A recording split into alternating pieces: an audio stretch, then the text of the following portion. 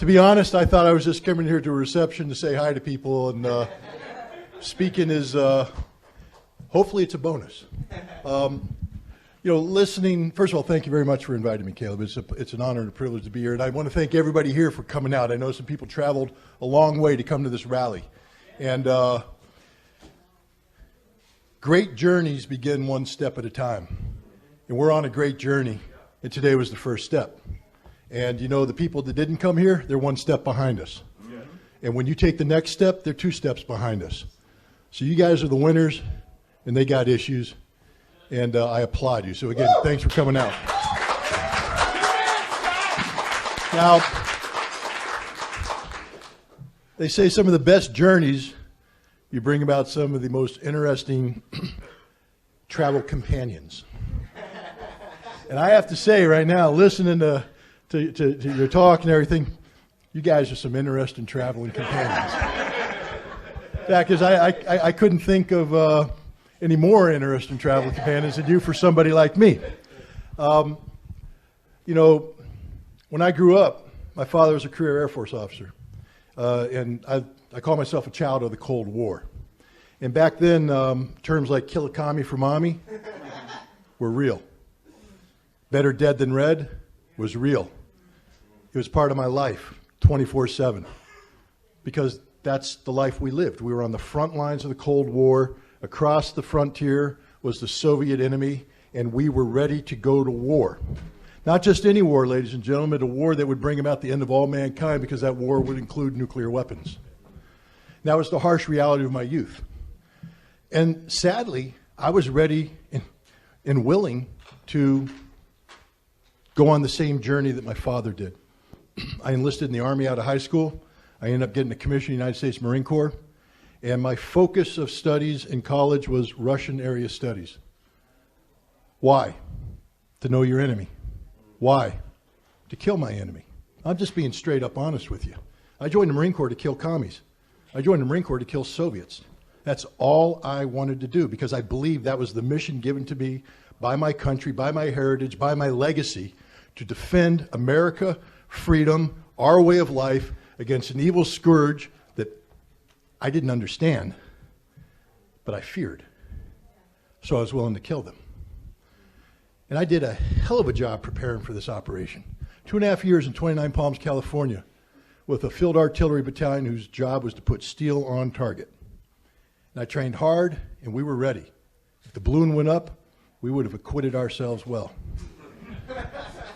Thank goodness the balloon didn't go up. Instead, they sent me on a different journey. They sent me to the Soviet Union. A guy who was training to kill Soviets suddenly was sent to the Soviet Union not to kill them, but to cooperate with them. On what? Eliminating the most dangerous weapons in the world. In December of 1987, Ronald Reagan sat down with Mikhail Gorbachev and signed the Intermediate Nuclear Forces Treaty. Intermediate nuclear forces are basically missiles with nuclear warheads of a given range. In this case, the range 500 to 5,000 kilometers, I believe, could be miles, but I think it's kilometers, meant that if the weapon was stationed in West Germany, it could strike Moscow 5 minutes after launch. Why is that important? Well, because that's the amount of time then the Soviets have to decide what to do.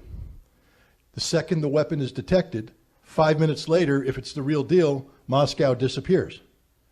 Now, normally speaking, with intercontinental ballistic missiles, you have 30 to 40 minutes. Now, why is this important? Because in the past, the treaty was signed in 1987. In 1983, there were several instances where there were false alarms. And fortunately, the time that was saved by that 30 to 40 minute window allowed people to make the right decision to assume that this wasn't a real attack, but a false alarm, and they didn't launch the missiles. But with the new intermediate range missiles, if the alarm went off, you didn't have 30 to 40 minutes, you had 5 minutes, which means fire now, boom, and we're all dead. We're all dead. Now, I don't like to say this too often, and I appreciate people shaking my hand coming up here. Don't shake my hand for anything I am doing today or tomorrow.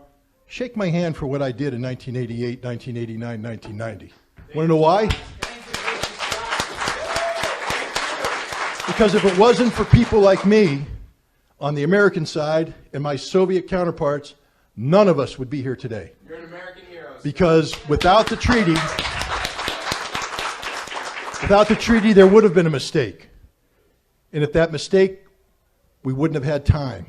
Decisions would have been made. And I'll give you an example from life. June 1995, a missile was fired from Norway. It was an atmospheric test missile. And when it went up, Soviet or Russian radar picked it up and determined that it was a Trident submarine-launched ballistic missile coming in on a trajectory designed to fire an electromagnetic pulse, so basically a nuclear bomb in the air, to blind Russian radar for the first strike coming in. This was taken so seriously that the Russian authorities brought the nuclear briefcase to Boris Yeltsin, opened it up and said, put in the launch codes now, boss, right now. We have to make a decision right now. Fortunately, because of the Intermediate Nuclear Forces Treaty, Yeltsin had more than 5 minutes to make that decision. And eventually he said, I don't think this is the attack we're going to stand down. Had the treaty not been signed, we would have had a completely different outcome. So when I say we all would have died, it's not hypothetical, ladies and gentlemen. We all would have died. None of us would be here today. That's an amazing thing.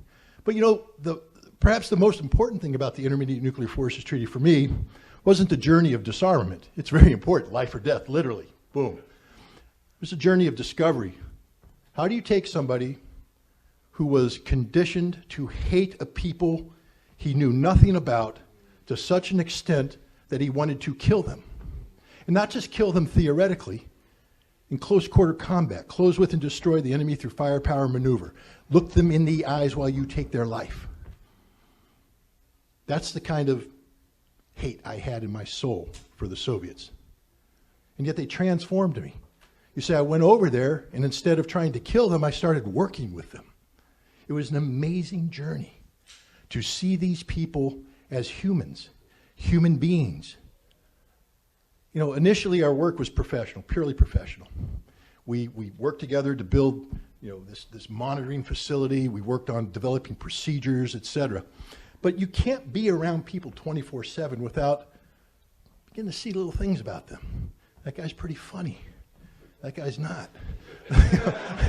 And I'm sure they were saying the same things about us. You know, looking at the guy next to me going, I like him. Looking at me going, I don't like him. But that's okay. On New Year's Eve, 1988, a senior Soviet engineer named Igor Yefremov, who used to build the reentry vehicles for SS-25 missiles, those were the missiles that are aimed at American cities, invited me and 3 other inspectors into his home. And in doing so, he opened up his life for us. We got to meet his wife, his kids, his neighbors came over.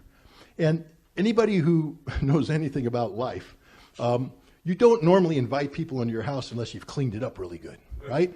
Because otherwise they come in and they get to see the real you. Like if you come into my house and it hasn't been cleaned up, you're going to learn a lot about Scott Ritter. What a slob he is and what dogs do to a home.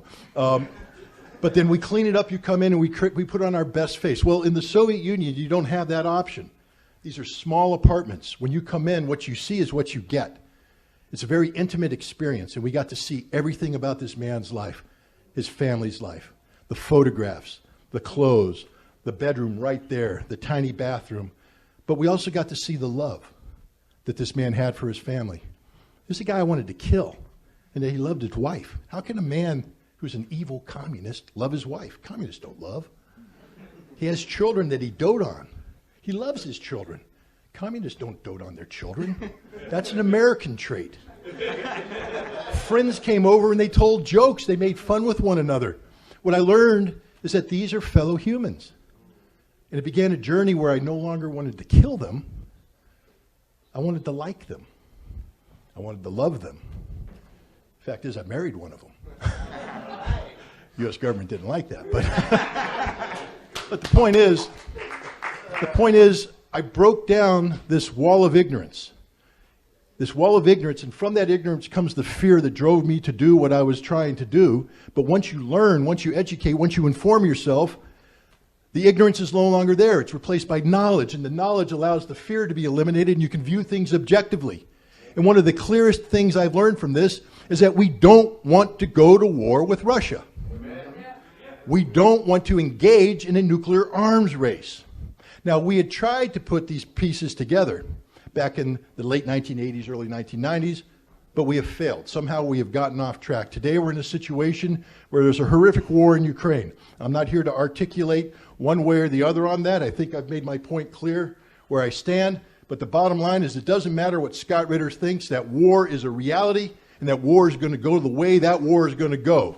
What we need to be focused on isn't trying to play, game, we call it a game like a Super Bowl. Russia's on the 40. They're going to go, no, it doesn't work that way, guys. The war's going to end. People are going to die.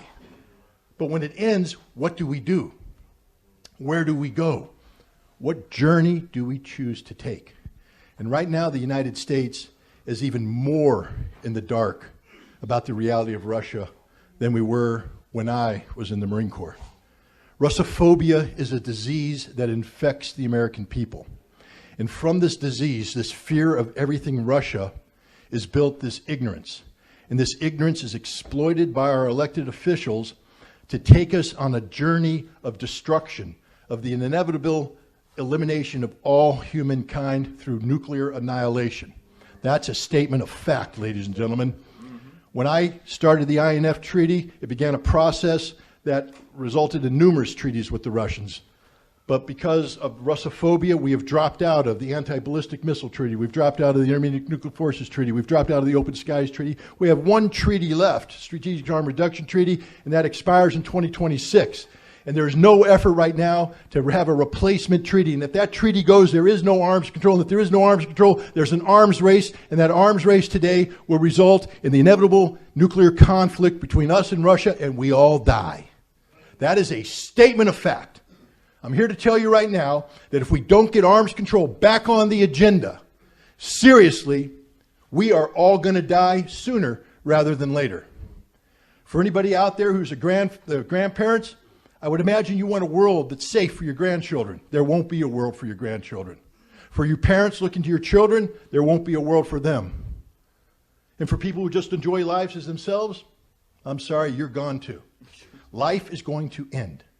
And don't care if you're a libertarian, a communist, a Republican, a Democrat, an agnostic, a Christian, a Jew, a Muslim. It doesn't matter. You're all going to die. So if we allow ourselves, as we try to figure out where we're going to be going, to fall apart and squabble, I don't agree with this, I don't agree with that. The nuclear genie don't care. He's going to grant you one wish, and that wish is death. We got to keep the genie in the bottle. How do we do that? Ladies and gentlemen, we got to go on a journey. We have to go on a journey of national discovery that replicates the journey I took back on New Year's in 1988. We have to start meeting Russians. We have to start talking to Russians. We have to break down this wall of self-imposed ignorance. We have to learn about them. We have to learn to love them, like them, have compassion for them. And if we don't like them, at least we have to be able to articulate why we don't like them. Because then you can begin to come up with a solution of how to resolve that. You can't solve a problem unless you properly define it first. And what Russophobia does is prevents us from accurately looking at the Russian problem. We're not looking at reality, we're looking at fiction. Fiction that is created by the military-industrial complex on purpose to generate the fear that allows them to continue to build the weapons of mass destruction. It is a business that makes them a lot of money, but in the end it's going to kill us all. So where do we go? We got to go on a journey. Now I'm going to give you a little vision here, a little vision, just a slight vision. First, before a vision, like any vision, you got to go backwards. So journey backwards in time with me to June 1982, Central Park. 1 million people showed up in Central Park in an anti-war rally. Not an anti-war rally, anti-nuclear rally, a pro-arms control rally, give peace a chance rally. At that time in 1982, the Soviet Union and the United States were not talking about arms control. We had locked each other out, sort of like what's happening today. We were the evil empire, or they were the evil empire. We were enemy number one. Sort of like today. But when 1 million people came together in a singular voice and said, we want to live, that was it. We want to live. And we're telling our government, we need you to embark on policy directions that will guarantee we live. And their voices were heard. 5 years later, the INF Treaty was signed. 5 years later. So now let's move forward. June 2024, a little bit more than a year from now, we need to put 1 million people or more in Central Park. We need to put 1 million people in Central Park. We're going to send one message and one message alone. We need to live. We want to live, and we demand of those politicians whose names will be on the ballot in November 2024 that you listen to us, that you don't ignore us, that this is the singular issue. Nothing else matters but our future as human beings, and that future will be terminated unless you put arms control back on the agenda. We're not telling them how to negotiate. We're not telling them outcomes. That's the job of specialists. Trust but verify. That's the old maxim for arms control. Trust but verify. Verification is the job of specialists, people like me who get into the nitty-gritty. Trust, however, it has to be earned, not given. You can't just assume trust. Ladies and gentlemen, there is no trust between Russia and the United States today, none whatsoever. And that trust isn't just between governments, it's between people. In America, there's Russophobia. We don't know about them, so we fear them, so we don't trust them. In Russia, I'm telling you right now, there's no such thing as American phobia. They know us. They know us very well. They know our history better than we know our history. They know the facts. They know everything. And they don't trust us for a reason. Because we can't be trusted. We violate every treaty we enter. We negotiate in bad faith. That has to end. And it only ends when we tell the people who negotiate in our name that enough is enough. So I'm going to ask you today. Today, you guys, everybody here, you took a big step forward. Thank you. But now let's continue the journey. The next step, the next step, the next step, the next step, and we're going to end up in Central Park in June of 2024, 1 million plus strong, telling our elected officials no to nuclear war, yes to disarmament, yes to life.